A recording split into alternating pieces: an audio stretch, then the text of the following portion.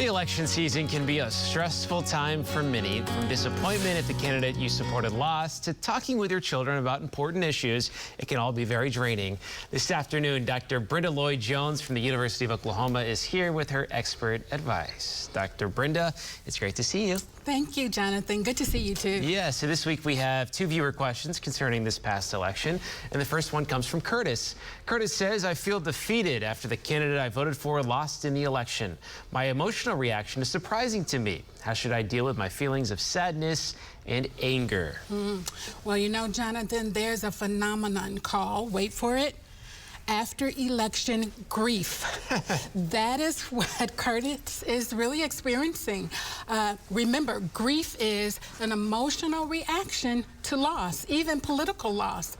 So therefore, if one's candidate loses, there is a common response of anger, often even sadness. And research has shown, however, if we get politically involved, we can alleviate, even decrease this notion of sadness and anger. And so for Curtis, he can donate, for example, to a campaign of his choice. He can also run for a local political office. Here's the heart of the matter. It is common to feel disappointed, even depressed, when our preferred candidate loses. However, we must remember not to throw in the towel, but to get involved.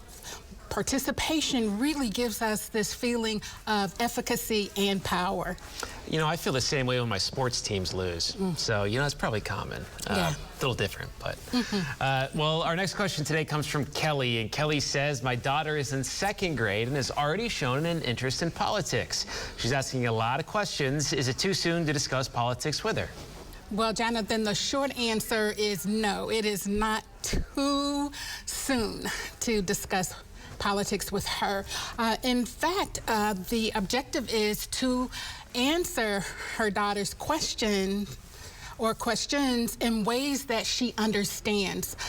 For example, materials such as books on civic engagement, voting procedures on her developmental level will serve as functional and foundational ways to talk about politics. Who knows, these parents may have a future political leader in their household.